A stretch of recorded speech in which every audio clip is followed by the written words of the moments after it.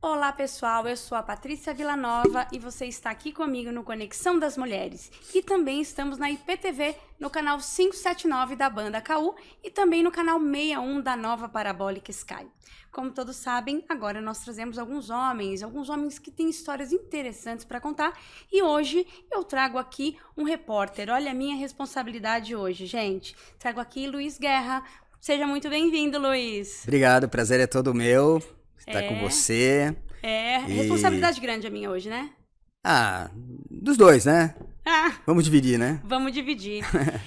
Guerra, posso chamar de Guerra, né? Claro. Como você é conhecido. Sim, Guerra. Bom, conte-me tudo, não esconda nada. Começou a sua carreira de repórter, de locutor, lá no Senac, quando você foi reprovado 8 vezes no curso? Pois é, né? Nossa, veio assim agora aquela coisa, a memória, né? Na realidade é assim, né? Eu fui músico até os 27, 28 anos.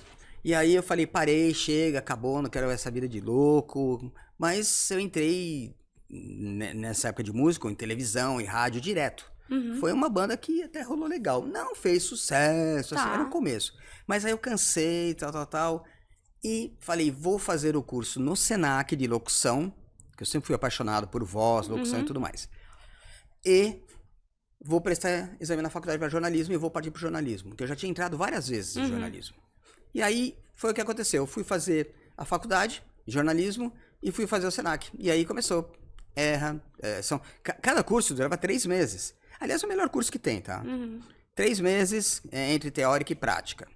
E aí reprovei. Tudo bem, uma assim, 2, 3, 4, 5. 8. Né? Aí na 8ª eu passei, mas eu mandei todo mundo para aquele lugar, porque é exatamente isso daqui, tá? Anunciar, desanunciar, né? O cenário direitinho. Lá você tem o locutor, você tem a psicóloga e você tem a fono.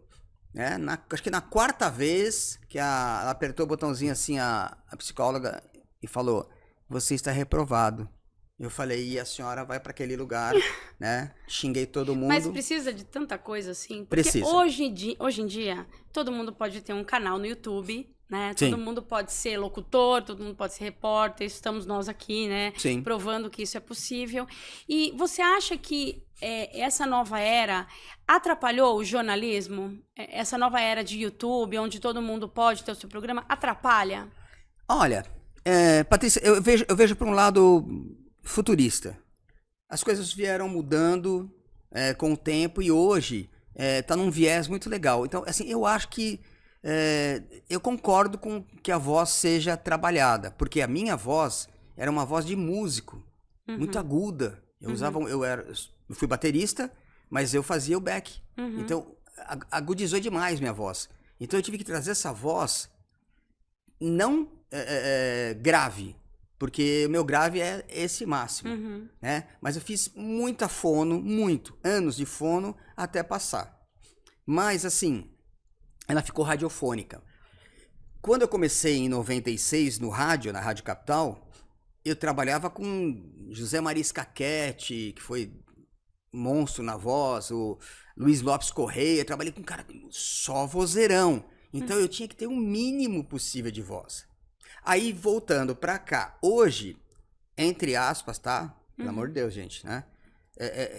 Toda e qualquer pessoa pode colocar sua voz no microfone. Sim. Eu não acho ruim isso, eu acho legal isso. Porque, inclusive, tem pessoas talentosíssimas, com vozes maravilhosas que estão aparecendo aí. Legal. Então, eu acho legal isso, né? Eu acho que quem não tem uma voz legal ou quem não se sente bem com a sua voz, deve procurar uma fono. Porque foi a fono que fez a minha voz ficar radiofônica.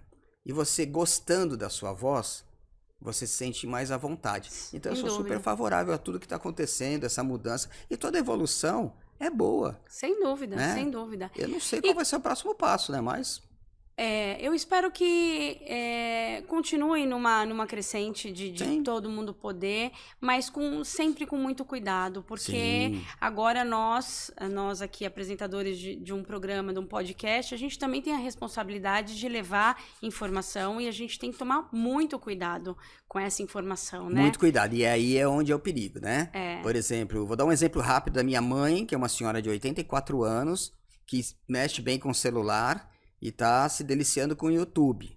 Fã da Elis Regina e tudo mais, tudo mais. Beleza. Muito fake news. Muito fake Né? news. Se gera muito disso. A Minha gente mãe fala, também. por exemplo, a Márcia Fernandes, que é uma amiga, a gente vai trazê-la aqui. A Márcia Fernandes é uma pessoa que eu conheço há muitos anos, é uma pessoa de 30 anos de rádio e tal. Mas tem muita gente que, sabe, inventa historinhas. E aí, nós temos pessoas em casa com sérios problemas emocionais pós-pandemia. Então você fala, vai acontecer isso, a pessoa, aí ferrou. Já leva aquilo entendeu? como uma verdade absoluta, então, sem olhar o assim, contexto do todo, né? Porque respeitando todas as religiões, cada qual tem a sua e cada qual segue a sua, mas quem tem esse viés pro lado mais espiritual da coisa, ele tem que ser muito sério. Tem que ser muito sério, muito firme e muito correto no que vai falar. Senão Porque, cai aí vou fazer uma previsão aqui que vai cair um avião. Não dá. Tem que ter muito cuidado. Sabe, o cara que anda de avião não vai querer mais andar. Tem que ter muito cuidado. Você caiu nas graças aí por sua competência e foi trabalhar no SBT, na Record, e ganhou inclusive prêmios, né? Sim. Conta um pouco sobre isso, por favor. Então, eu fui pra televisão em 2001, né? Comecei na Bandeirantes e na Rádio Capital. Eu tava na Rádio Capital, né? Onde comecei. E fui pra Bandeirantes. Da Bandeirantes não deu muito certo. Aí, enfim, acabei indo trabalhar com a Sônia Abrão, né? Com a Sônia eu despontei bastante no programa Falando Francamente, que volta agora nessa nova grade do SBT. Um quadro chamado Falando Francamente, que era um programa muito bacana da Sônia.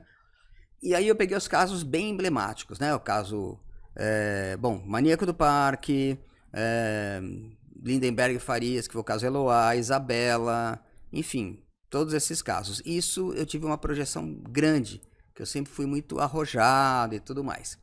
E esse prêmio em específico, eu saí da Sônia, fui pro SBT, trabalhei com o Cabrini, aí eu me torno repórter investigativo, que eu nem sabia que eu era. Essa é a minha próxima pergunta. Então, foi por um acaso que você caiu nesses episódios aí trágicos, mas não era nenhuma coisa que você já estava ali, eu quero ser. Você foi por um acaso e daí sim, depois você desviou o seu caminho para esse lado. O factual que a gente chama e os casos emblemáticos, né? Suzane Richthofen estourou. Eu estava trabalhando nele. Você está trabalhando ali, enfim. O caso Richthofen, depois veio outro, veio Isabela e tal. Quando, em 2009, o Cabrini já tinha o desejo que eu trabalhasse com ele. Olha que orgulho, né, meu? Nossa, sem dúvida. E o Cabrini me chamou e, assim, a proposta foi irrecusável, não tinha como. Ele falou, eu quero você aqui e me tirou do vídeo para que eu fosse repórter investigativo. Tá. Então lá eu ganhei o prêmio S com ele. Que show. Que é esse aqui? Não. É esse aí. Eu saí de lá, ganhou o prêmio e depois eu voltei lá para receber o prêmio. Olha que legal. Aqui, aí a Record me contratou. E eu falei pro Cabrini, que foi muito legal isso. Eu falei pra ele, Cabrini, não é grana, é projeto. Eu tenho um projeto de voltar pra Record, que eu já tinha trabalhado na Record, com o Marcelo Rezende. E eu tinha um projeto de fazer uma passagem mais legal lá. E deu certo, né? Porque aí eu já tinha experiência de um repórter investigativo, que na realidade eu já era repórter investigativo, né? O próprio caso da Isabela, eu tô no Netflix. Como vamos falar dos sobre destaques, isso. Tá? Então, o que aconteceu aqui? Aqui, trabalhei com um grande cara, que é o Leandro Cipollone, que foi CEO da CNN, da Record e tudo mais. Ele teve uma ideia, falou, vamos fazer uma moto fantasma. Moto fantasma? Moto fantasma. O que é isso? Então, nós fizemos assim, compramos peça por pecinha, desde o parafuso da roda, do pneu, do quadro, disso, tudo roubado. Vocês foram nos desmanches, eu sei lá? ia tudo, nas lojas ali no centro, não precisava ir tão longe, né? Mas o quadro eu precisava comprar de ladrão. Então a gente foi montando. Aí a gente, resumindo, né? 8 meses de trabalho, documentamos ela e acabou dando esse prêmio aí, que é o prêmio Tim Lopes de jornalismo investigativo, pela perspicácia, pela pela ter se aprofundado tanto no negócio que no centro da cidade é um local de você vende tudo. Tudo. Tudo. Roubado. E muita coisa roubada. Muito. 99,9%. Então, a moto foi inteiramente de peças roubadas. Totalmente. Tudo. Só eu era documentado ali. Quer dizer, na verdade, nós documentamos a moto. Nós pinamos o chassi. Então, quer dizer, consegue, né? Consegue tudo. Se a gente consegue, que não tem tanta experiência, né? Imagina quem tem a má índole, né? Exatamente. E quem não consegue fazer. Faz, fácil. Então esse prêmio veio dessa... Veio da Moto Fantasma, foi bem legal. Foi um prêmio legal. Interessante. Que bacana. Guerra, vamos entrar nesses casos meio não, totalmente pesados, mas que deram uma repercussão mesmo. Uma repercussão muito forte no Brasil e no mundo, alguns deles, né? No mundo todo. Então, no caso de Eloá, aquele caso da menina que foi sequestrada dentro do apartamento pelo próprio namorado, foi esse caso, isso, né? Do Lindenberg. Do Lindenberg. Como que foi isso? Ele ficou quantas horas? Como que foi isso? Foram 5 dias, né? Foi o sequestro mais longo da história do Brasil. Que até então, pra mim, eu acho que nem era sequestro, né? Porque ele era um moleque... Não sabia nem o que tava fazendo, né? Um idiota, né? Acho que é a palavra correta pra ele. E por questão de fim de namoro, isso e aquilo, no final das contas ele sequestrou. Aí quando ele parte com uma arma na mão e põe alguém como refém, agora sim, ele é um criminoso. Sim. Né? Então aquilo foi desenrolando, a gente sempre está acostumado com a ação da polícia muito eficaz e tudo mais. Só que passou um dia, passou 2 e a gente fez um plantão lá. Todos os jornalistas fizeram um plantão madrugada, dia e noite, nos apartamentos ao redor e aguardando a situação. Até que, no meu caso, né, que eu tive um destaque que foi meio positivo, meio negativo, as colegas de produção, eu trabalhava com a Sônia Abrão também, estava pela Rede TV, e aí eu cheguei da madrugada inteira e as meninas falaram, a gente falou com o Lindenberg. Eu falei, gravou? Elas falaram, não. Aí eu falei, como não? Liga aí, vamos ligar. Coloquei uma câmera na minha frente, já não tinha mais a equipe, coloquei a câmera, tá bom. Isso dentro do estúdio? Dentro do estúdio. Tá. E aí liguei pra ele e comecei a conversar com ele. E foi tenso, muito tenso. Eu falei com a Eloá e eu senti que a coisa não ia terminar bem. Porque existem alguns jargões no meio das matérias policiais, investigativas. Ela falou assim, Guerra, falou assim mesmo, porque ela assistiu o programa. Fala pra minha mãe que eu a amo. Quando alguém manda um recado ela tava assim... assistindo televisão lá dentro. Não, o programa tava gravado, mas ela era telespectadora do programa. Agora, foi duro eu falar com ele, porque, imagine você falando com um cara e eu imaginava que ele tava com arma na cabeça dela. Então eu chamava ele de filho, meu querido, não sei o que, eu vou se tratar de um jeito mais carinhoso pra ver se ele cedia, né?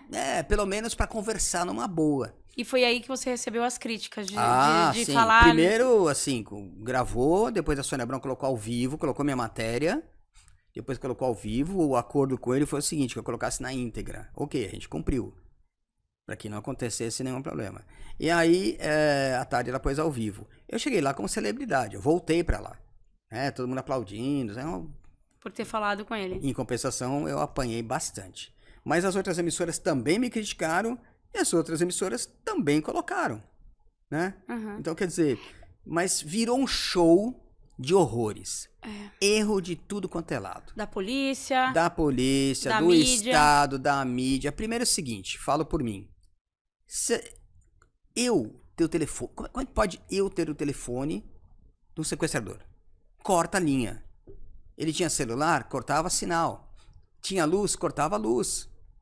E outra, a polícia tinha... Que a nossa polícia é muito boa. Mas a polícia recebeu ordens de não pode abater o cara. Tinha que ter abatido. Por quê? Ele estava com 2 inocentes. Pra não ter que se estender por tanto tempo. 2? Sim, a Nayara. A Nayara era amiga dela, estava lá. E aí o absurdo da história. Ela é libertada e depois ela volta. Né? Que estranho isso, né? Como você não pode... Não poderia deixar a menina voltar. Aí ele ficou com as 2. E a ideia dele era matar as 2 e se matar. É que...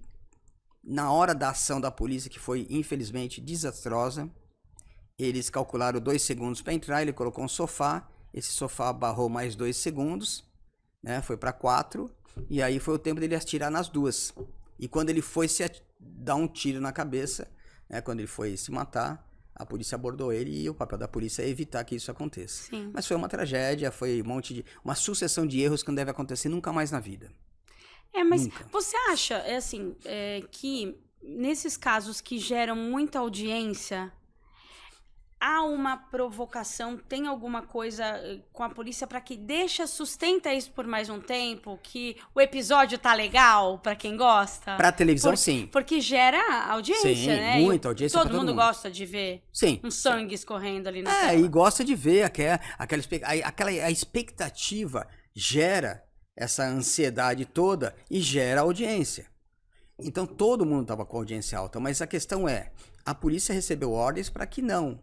Mas aí virou um negócio, vai um diretor do São Paulo Futebol Clube lá, o menino era São Paulino, tá. Virou o samba do Crioulo Doido. Porque não faz sentido, Nenhum. né? Nenhum Tinha sentido. que se, primeiro, eu falo como jornalista, primeiro, imprensa afastada, uma distância maior do que já tinha. Teve o dia que ele atirou contra a imprensa. Ele atirou no Wallace Lara da Rede Globo. Porque ele falou uma coisa que não gostou. Ou seja, você já estava lidando com um cara que estava se mostrando um criminoso em alto potencial. Né? Então, ali, o que tinha que fazer é afastar a imprensa, cortar todos os sinais possíveis e deixar a polícia trabalhar. Infelizmente, o governo não deixou a polícia trabalhar. Queria tirar todo mundo sã e salvo lá de dentro. Com snipers que eles tinham, desculpa, eu sou totalmente contra a violência e morte e ação letal. Mas entre duas inocentes e um criminoso, eu fico com as duas inocentes. Sem dúvida. Eu imagino que no final do dia, de um dia de trabalho tenso desse jeito, como que você volta pra casa? Você não desliga. Estilhaçado? Não, cansado, porque eu virava à noite lá e às vezes tinha que voltar rápido, cansado, com a cabeça pensando o tempo todo, ele vai sair, ou vai soltar, ou vai libertar. Então você fica vivendo aquilo, você vive 24 horas, não tem como. Até o desfecho, né? Até o desfecho. E a aí, família em casa que lute pra ter a sua atenção, porque... Inclusive, eu me coloquei à disposição na gravação que eu fiz com ele de ser um refém dele. Trocar. E aí minha esposa quase pediu o divórcio, né? Porque ela falou, você tá louco, você tem 2 filhos pequenos e tal. Porque numa dessa vai que ele aceita. Pois é. Se ele aceitasse, eu iria. Você iria. Tem esse detalhe, né? Lógico que eu iria, né? Bom, que bom que ele não aceitou e que estamos aqui, pois que tá senão tudo não bem. Sei, né, como estaria. Infelizmente não foi o desfecho bom essa situação toda, terrível. mas Fui muito criticado por ter falado com ele, mas aí as outras emissoras também falaram de um jeito mais amistoso. Eu tratei ele muito com um certo carinho, com um certo respeito, para que pudesse... ele ceder. Sabe, tipo, aceita um outro refém, alguma coisa. Mas, claro, eu não sou negociador. Não é. Eu fui naquela de tentar ajudar. Mas muita gente não entendeu assim, achou que eu quis aparecer, que eu quis dar uma de negociador, então eu fui achincalhado legal na internet. Mas acho que faz parte da profissão também. Faz. Não dá pra ganhar todas, né? Não dá pra ganhar todas e, inevitavelmente, somos seres humanos e vamos errar muito durante toda a nossa vida. Um caso que foi muito conhecido, que a gente fala, o jornalismo é e depois do caso da escola base. Qual que foi? A escola base, onde teve uma denúncia de abuso sexual com as crianças, numa escola na Pompeia, e no final das contas, a Globo foi a que deu, o Valmir Salaro até se redimiu aí recentemente, todo mundo foi pra cima dos donos da escola, arrebentaram eles. Eu me lembro disso. Arrebentaram eles e o próprio delegado também, né, abriu assim pra imprensa. No final das contas, todos eram inocentes. Todos. Foi uma fake news? Como que foi isso? Foi uma pessoa revoltada com uma situação que armou toda uma situação. Então, por exemplo, eu começo a divulgar por aí, não tinha rede social, claro, que a Patrícia estava aliciando criancinhas. Dentro da escola. Quer dizer, e aí, não é. Você não é a culpada de nada, só que até aí sua cara já foi pra Rede Globo de televisão, pra Record, pra Bandeirantes, pra tudo quanto é lugar. E no final do dia, existiu a história de fato ou nem existiu a história? Não, levou um bom tempo. Até hoje eles estão recebendo indenizações. Os que sobreviveram. Porque a vida deles... Virou inferno. Acabou. Aproveitando que nós falamos de escola, deixa eu dar um recadinho aqui. O nosso patrocinador é Exato Digital. Se você quer conhecer a solução, você clica o seu celular para o QR Code que está na tela para conhecer o que eles podem fazer. E recentemente, eles criaram um produto que vem, esse produto foi criado porque existe agora uma nova lei, em janeiro de 2024 foi divulgada uma nova lei, onde obriga as escolas a puxarem os antecedentes criminais de todos os seus colaboradores, de tempos em tempos. Então agora é lei. E para que é isso? Para garantir a segurança das crianças, né? Então, essa lei obriga todas as escolas de ensino infantil, ensino médio e fundamental a fazerem isso agora. É lei. Muito então, bom. acho que, de uma certa forma, protege um pouco mais, porque também Com vimos certeza. diversos casos Sim. nas escolas aí que realmente nós que somos pais e temos filhos na escola, a gente deixa os nossos filhos lá, mas a gente não sabe tudo que pode acontecer, né? Exatamente. A gente preza e tenta escolher o melhor, né? Mas, enfim, são outros seres humanos que estão cuidando dos nossos filhos enquanto nossos olhos não estão em cima deles. Exatamente. Né? Bom, importante. Um outro caso seu aí, que eu sei que deu muita repercussão, foi o da Rosane von Richthofen. A Suzane. Gente, ó, o nosso programa não é foco falar sobre tragédia, nada disso, e não é isso que a gente tá aqui nesse propósito. O que a gente tá querendo aqui é falar como que é a carreira de um repórter investigativo, pelas coisas que ele passa, o que tá por trás disso tudo para trazer a matéria pra gente, tá? Então, esse é o nosso foco. Só esclarecendo, né, Guerra? O caso da Suzane tem uma história bem interessante. Bom, ocorreu o que todo mundo sabe, né? A tragédia e tal. Mas, você sabe, eu falei pra você, a minha primeira profissão é de chaveiro. De chaveiro, olha de só, chaveiro, gente. meu pai é chaveiro há 55 anos, enfim. Tem meus sobrinhos, enfim. Quando eu recebi a notícia, né, na redação, olha, tem um duplo homicídio na rua Zacaria de Góes, 297, blá, blá, blá, bairro Nobre. Sim. Porque se fosse periferia também ninguém ia. Muito bem, aí eu chego lá, eu trabalhava na Rádio Capital e também trabalhava no SBT com a Sônia Abrão. Eu fui fazer uma entrada ao vivo, tal, pela rádio, nós estamos na Zacaria de Góes, blá, blá, blá, aquela coisa do rádio, rápido, né? Já para entrar ali. E a minha equipe já estava lá, de TV. De TV. Aí, entra o chaveiro na história, por isso que tudo se aproveita em jornalismo. Por quê? Eu entrei numa segunda entrada com Eli Correia, grande Eli Correia, um cara maravilhoso. E aí eu falei assim, Eli, eu vou dar uma opinião particular. Eu não deveria, porque repórter não opina, repórter Só dá a notícia. só dá notícia. Tem que ser imparcial. Sim, mas aí eu falei pra ele, tem uma coisa aqui que me chamou a atenção, nesse caso desse duplo homicídio, né? Que tá misterioso, ninguém sabe, não tem as câmeras estão desligadas e tal. Não tem sinal de arrombamento, né? Não tinha sinal de arrombamento, não tinha nada, tal. Mas eu falei, tem uma coisa interessante. Olha, nós estamos falando de 2002, né? Tudo isso já? Já. 22 Nossa, anos, faz já. muito tempo. Aí eu falei assim pra ele, olha, eu tenho um negócio pra falar, você sabe, os ouvintes que me acompanham há anos sabem que eu sou de família de chaveiro e tal, e sei trabalhar, e trabalho quando preciso e tudo mais. Aí eu falei, as fechaduras são alemãs. Ele falou, como você sabe? É por sua conta e risco. Eu falei, sim, as fechaduras são pantográficas alemãs. Hoje, fechadura pantográfica é normal. Aquela cheia de furinha, chave e tal. Essas fechaduras são invioláveis. Você teria que estourar com pé de cabra, porque são portões de ferro. A casa inteira tinha essas Sim, a fechaduras? frente toda. Portão automático aqui, portão automático aqui, portão de serviço, a entrada principal. Todos com fechaduras pantográficas alemãs. Ou seja, ele era bem protegido. Quem entrou com o convite, né? Pode entrar, ou tinha a chave. Ou tinha chave. Aí o Eli Correia falou assim, olha, é por sua conta e risco, tá? Eu falei, não tenha dúvida, eu confio na profissão de chaveiro. Eu sei o que eu tô falando. Porque se fosse ladrão estouraria. Porque não teria como violar. Exatamente, mas como é uma casa grande, uma mansão bonita e inviolável, o ladrão ia ter que abordar com arma, esperar alguém tá saindo, chegando, aquela história. Então aí eu falei assim, arrisco dizer, quem cometeu o crime tinha acesso à casa ou foi convidado a entrar e as vítimas não sabiam. Sem dúvida. E foi por aí mesmo. Foi por aí. Eu acabei encontrando a Suzane num segundo momento, né? Teve aquele primeiro impacto, né? A ira do pessoal, a raiva. A Suzane é dissimulada, ela não fala com ninguém, a não ser com o advogado e com o tutor dela. Isso lá na época. Eu consegui, num segundo momento de um habeas corpus dela, isso já mais pra frente, eu consegui sim entrar no apartamento do tutor dela, né? Que é aqui próximo que eu digo, lá próximo ali da região sul, oeste aqui, Morumbi. E eles acharam que eu era policial, porque eu tava o dia inteiro lá no prédio. O prédio era uma amiga, morava lá.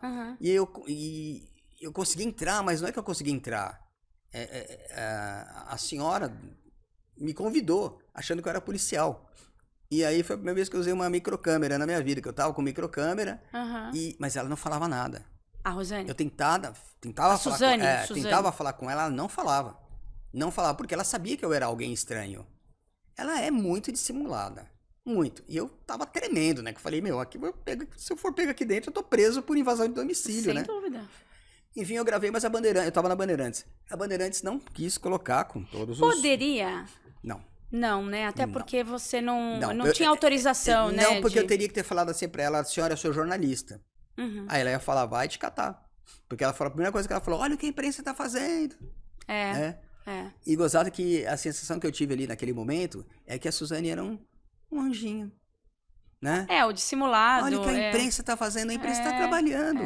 Hoje estamos entrevistando o Luiz Guerra, um repórter investigativo que está trazendo histórias incríveis pra gente aqui. Incríveis no sentido de o quanto um repórter tem que se virar nos 30 para trazer a notícia correta. Então, a gente estava falando aqui do caso da Suzane von Richthofen, que você teve acesso lá ao apartamento e que não pôde colocar a matéria no ar porque você não tinha falado que você era repórter. Mas você também foi lá e passou um dia dentro da detenção lá, onde estavam os irmãos Cravinhos que participaram desse homicídio. O Daniel e o Christian Cravinhos. Eu tive uma participação muito forte aí nesse caso, né? E eu falei com o Daniel antes, quando teve o depoimento deles, eu até falei com ele antes, mas conversa comigo um pouquinho antes, se você depor e tal. Ele falou, não, tá tudo de boa, tava tudo de boa, né? Tudo tranquilo, né? Até que anunciaram, enfim. Mas aí eu sempre tive... Você falou com eles quando eles já estavam presos? Antes. Eu falei com eles antes, falei com eles depois. Tá. Quando eles foram presos, e foi aquela coisa toda, eu sempre tive vontade de fazer uma matéria que eu já intitulava como Um Dia de Detento. Quando músico, eu cheguei a fazer show no Carandiru. Tá. Jornalista, Carandiru. Porque fazia matérias, fiz matéria dentro do Carandiru, com personagens, isso, aquilo, rebelião, mega rebelião. Tudo isso eu fiz no Carandiru. Então o Carandiru era muito charmoso. Todo mundo fala isso, era um charme, né? Guardado as devidas proporções. Claro. Mas aí eu falei, eu preciso entrevistar esses caras. Enfim, na cabeça que tinha e tal. Aí eu fui, tentei, você pede pra juiz corregedor, isso, aquilo e tal. E aí fui no Tremembé, né? Não, CDP do Belém, aqui em São Paulo, eles estavam aqui, ainda estavam aqui. E no final das contas, o que aconteceu? Eu tive que pedir autorização para o juiz corregedor, todas as autorizações, e para o PCC. Eu tive que conversar. Porque quem manda... Quem manda lá é... Ai, Jesus. Lá não, tudo. Tá. Não, educadíssimos, bem arrumados e tudo mais. E aí eles falaram, você não fala em PCC, não mostra PCC. Falei, aí complicou, né, querido? Falei assim mesmo, complicou, querido. Aí ele falou assim, aqui o que vale é a palavra. O que você falar tá falado, o que eu vou falar tá falado. Eu falei, mas não vou poder gravar nada, né? Porque todo mundo aqui é PCC.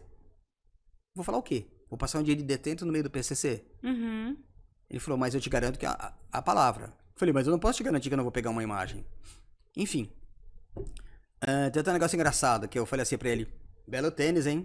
Nossa, era um Nike que eu nunca tinha visto na minha vida. Ele falou, minha namorada gosta de mim. Eu falei, minha esposa também, né? Mas, né? Enfim. Aí eu voltei e o pessoal da Sônia Abrão falou assim, esquece, Guerra, acabou, não tem matéria. Aí que eu falei assim, e se eu fizer no seguro? Porque o Daniel e o Christian Cravinho estavam no seguro. Porque o Christian é usuário de drogas. E quem compra droga e não paga na cadeia tem que ir pro seguro, senão morre. O seguro é uma entendo cadeia. nada disso. O seguro é uma casinha, vai, um presídiozinho, vamos dizer assim, desculpa o diminutivo. Um pequeno presídio dentro de um presídio. Tá. Onde só quem deve fica. Ou estuprador e essas coisas. Sei. Voltei e fui tal. Muito bem, olha que coisa louca. Eu não sabia que o Daniel e o Christian Cravinhos estavam ali. Então nessa cela. Então vamos fazer uma matéria de um dia de detento. Todo ex-guerra vai viver um dia de detento. Então eu vou chegar, pôr a roupa, teclar o piano, tirar as algemas. Tá. Tudo. Altura, peso, né? Como manda o figurino. E o governo aceitou. Aceitou. Secretaria de Segurança Pública, tal. Tem que pedir todas essas autorizações. Sim, tudo muito certinho. E o juiz desesperado que, né? Não, pelo amor de Deus, não vai. E aí quem estava lá era o Sander Meca, lembra o Sander da banda Twister? Um garoto bacana, infelizmente se envolveu com drogas e foi preso. Aí eu falei, vamos fazer com o Sander, né? Esquece Daniel e Christian Cravinhos, tá tudo certo. E fui. Me preparei, tal, entramos. A partir do momento que entrou às 7 da manhã, só nas 7 do outro dia. Você não tem como sair. Você tava com câmera sua não, ou eu você tava tinha com equipe? Cinegrafista, assistente, tal. Enfim, entramos, comecei gravando, né? Por etapa, tá? Já direto, né? Que a gente chama de plano sequência, né? Chegou, tal, pôs a roupa, algemado, isso, tudo bonitinho, trinca, tá? Aquela coisa legal. Quando eu vou entrar, que eu vou fazer aquela passagem assim na porta, bom, são 7 horas, agora eu vou tomar meu café, mas para tomar café eu preciso estar dentro da cela. Quando eu entro na cela, tem uma coisa engraçada. O Sander, Guerra, tudo bem, tudo bom? Aí o Daniel e o Christian Cravinhos, porque assim, é pequeno, tá? A cela é pequena, bem pequena mesmo, 2 de largura no máximo. Mas você tem as camas que são de alvenaria. Tá. Você põe o colchão. Os dois abriram assim e falaram assim, quer dizer que você fala mal da gente? Olha. Aí eu falei, azedou, né? Aí eles falaram, brincadeira, cara. Quem crime foi a gente. Assim, nessa... Na vibe. E aí, passei um dia de detento, aí sim, desenrolou. O Daniel fez um aviãozinho pra mim, que ele fazia aeromodelismo, mas quebrou. E aí, o grande negócio. Lá dentro, o jornalista, o criminoso, todos são iguais. Eu tava na condição de igualdade com eles. Eu comi o tal do bandeco, tomei o café da manhã, joguei futebol, fiz tudo. Tomou banho-sol? Tomei banho... um pouquinho, porque é seguro, aí é meio complicado. Então, assim, foi uma matéria bem interessante, que eu queria levar pro público como é que eles é a estavam vida. Vivendo. Eles vão no banheiro? Sim, aquele vaso no chão. É isso Até mesmo? hoje, sim, é assim. Não consigo nem pensar. O chuveiro é frio, Mas então, eles aprendem a viver lá dentro. Vai fazer o quê? Né? Se vira? Tem que pagar pelo que fez, né? Olha, tudo dá um jeitinho. Tudo dá um jeitinho. Mas foi uma matéria que eu tinha tinha que ter na minha carreira essa matéria. Viver um dia de detento. Né? Mostrar para o público como é a vida de um detento. Para que aquele que estava pensando em fazer uma besteira, pense 2 vezes. Porque a cadeia é muito legal para você fazer uma matéria. É muito legal para você fazer um documentário. Você sabe que você tá ali, mas vai sair. Você vai embora. Né? A família ficou desesperada em casa, tudo mais, mas eu saí, não me aconteceu nada. Realmente, a moeda lá dentro é a palavra. Não me aconteceu nada, foi tudo certo, tudo legal, a matéria foi brilhante. O governador ficou muito bravo, que era o Alckmin na época, porque eu joguei futebol com eles. Quer dizer, futebol em 2x2, né? Aí eu falei assim, bom, tudo bem, vocês podem ficar bravos comigo, mas vocês autorizaram. Né? Agora, se vocês quiserem, eu também posso mostrar o pessoal usando drogas, né? Posso mostrar o pessoal fazendo um monte de coisa. Que tem acesso a coisas que não deveriam ter. Que não deveriam ter, Sim. né? Tinha droga pra caramba lá dentro. O Christian é viciado em drogas. O menino que estava preso é viciado em drogas. Agora, uma pergunta, assim, não sei o quanto que você conversou com eles, mas rápido, a gente nem vai entrar. Ele não quis falar no caso. Mas você, assim, conhecendo um pouco desse mundo, você acha que eles foram... Não, o Christian, porque já estava ali meio perdido no mundo das drogas, mas o Daniel, ele era um menino de má índole e ele foi induzido a isso pela Suzane, que era uma pessoa totalmente maluca, dissimulada? O Daniel, os psiquiatras que vão estar me assistindo vão falar assim, o Guerra é louco, ele não é profissional do ramo. Eu acho que ele tinha algum desvio, sim. Porém, ele é um cara extremamente educado, dócil. Só que aí você vai falar assim, então ele não podia ser bandido? Tá, conheço um monte de cara que, né, ao longo... O próprio Maníaco do Parque era um chavecador. O gentleman, né? É, exatamente. O Daniel, ele tem o perfil de um garoto educado. Ele é educado, ele é todo... Agora, em alguma fraqueza dele, emocional, psíquica, ela, dissimuladíssima como era, ela envolveu ele. É.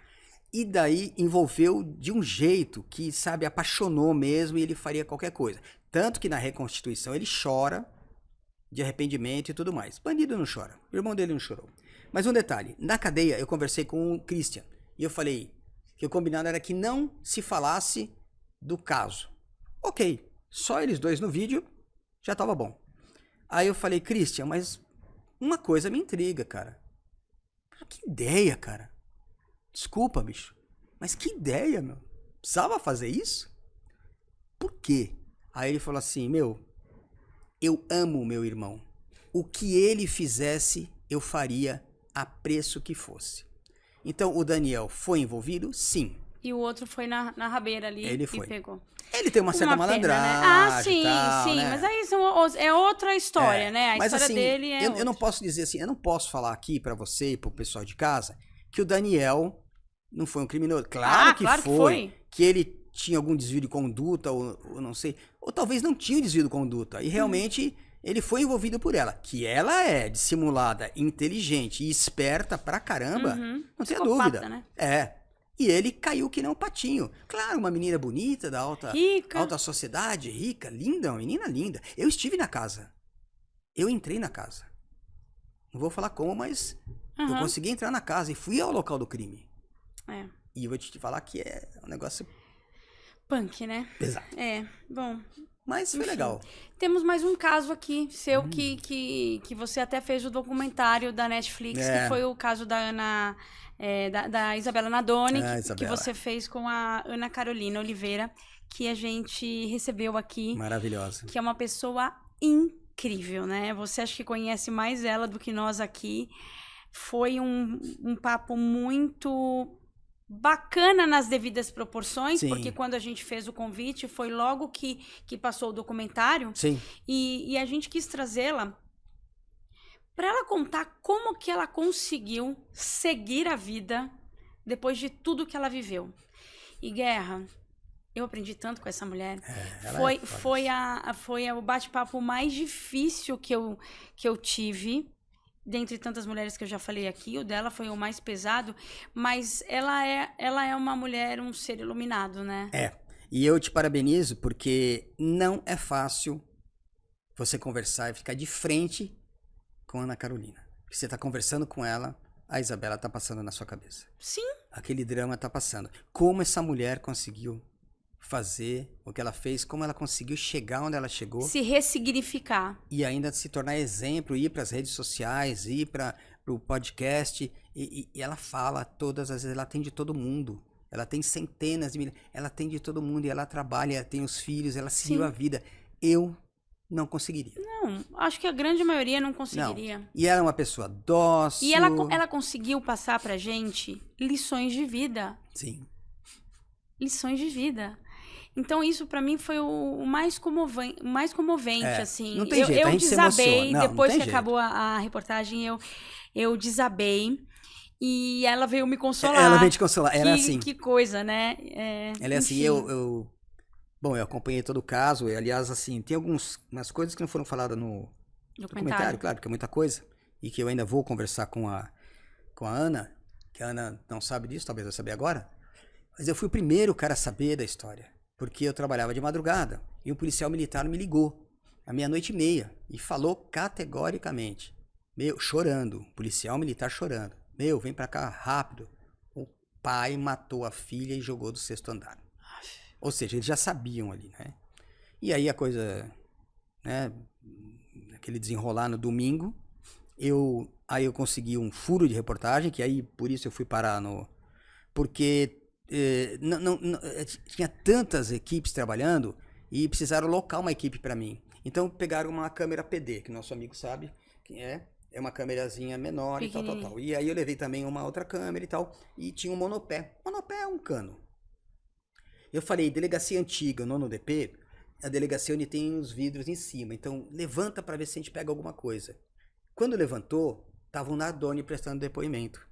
E aí um cinegrafista da Globo falou assim para mim, cara, você arrebentou. Eu falei, eu não, meu amigo cinegrafista. Eu falei, vira o viewfinder. E eu comecei a narrar, ouvindo, e em seguida veio a Ana Carolina, desculpe, pelo amor de Deus, Ana. A Ana Jatobá. E eu peguei o depoimento deles inteiro, exclusivo. E aí, eles souberam, os seguranças dele que estavam espalhados, e tentaram me atropelar. Nossa. Eu e o cinegrafista. E aí foi a hora que eu cheguei bravo pro advogado dele, que hoje é um colega, né? E eu falei pra ele, pô, cara, você tá ficando louco, meu? O cara quer me atropelar, meu? Só porque eu peguei uma imagem? Aí o delegado falou assim, para, né, Guerra? Se eles mataram uma criança de Não indefesa, vai matar vão... você? Você entendeu? E aí seguiu e tal. A Ana, um mês depois, a gente foi, toda a imprensa, ela só foi um mês depois.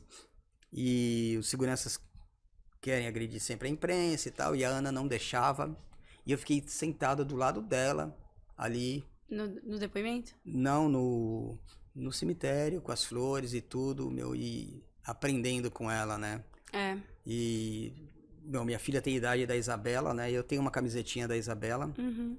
Quem me deu essa camisa foi o senhor Masataka Ota. Lembra o Masataka Ota, que o filhinho dele foi sequestrado? Sei, lembro. Uma pessoa espiritualizada, uma pessoa maravilhosa. Infelizmente ele faleceu, mas ele me deu uma camisetinha da Isabela, que eu pretendo entregar pra Ana. Mas não tem jeito, eu vou chorar, então. A gente fica arrasado com tudo, mas eu ela acho que foi o caso mulher... mais... difícil. Eu encontrei depois, eu cheguei lá pra Tremembé várias vezes. Eu vi a Ana Jatobá, assim como a Suzane, enfim, né? Lá virou cadeia de celebridade, né? Pois é. E aí eu chego pro pai da Ana. O pai da Ana e a mãe são pessoas muito boas, sabe? Da Jatobá. Da Jatobá? Cuidaram dos filhos, tudo direitinho. Eles não têm culpa que a filha e o genro fizeram o que fizeram, eles não né? usam o nome, né? E eu fico pensando, né, meu, com esses garotos que agora estão aí, sei lá, com 18, As 19 anos. crianças não tem nada a ver com isso. Eu fico pensando como vai ser o dia que eles tiverem noção exata do que aconteceu. Falar assim, minha mãe participou de um crime mais horrendo que aconteceu na história. Agora, a Ana é um espírito iluminado, né, meu? E ela tá aí nas redes sociais ensinando muita gente. Graças a Deus ela veio para as redes sociais, Vamos trazer ela aqui, Guerra? Vamos trazer ela aqui. A Ana é maravilhosa. Só chora no final, né? Mas tudo bem.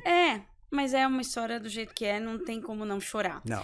Guerra, primeiro eu quero te parabenizar por tratar com tanto respeito todas essas situações que você viveu e de trazer a íntegra sem querer aparecer mais do que o próprio, né, do que a própria ação ali, do que a própria matéria já diz por si só, né? Sim.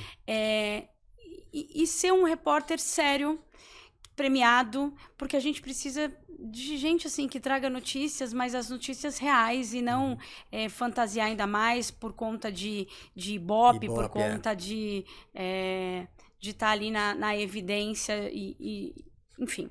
Então, obrigada por você contar essa história com a gente. Eu espero que a sua carreira seja ainda mais promissora para você, seja no rádio, você está na Jovem Pan, Jovem Pan. Na Jovem Pan agora, seja onde for, que seja um caminho de muita luz para você e para toda a sua família. Muito obrigado. Você quer deixar alguma mensagem? Eu queria agradecer você primeiro, antes de tudo, para a gente poder estar falando um pouco das coisas da vida do jornalista, né, que não é tão simples.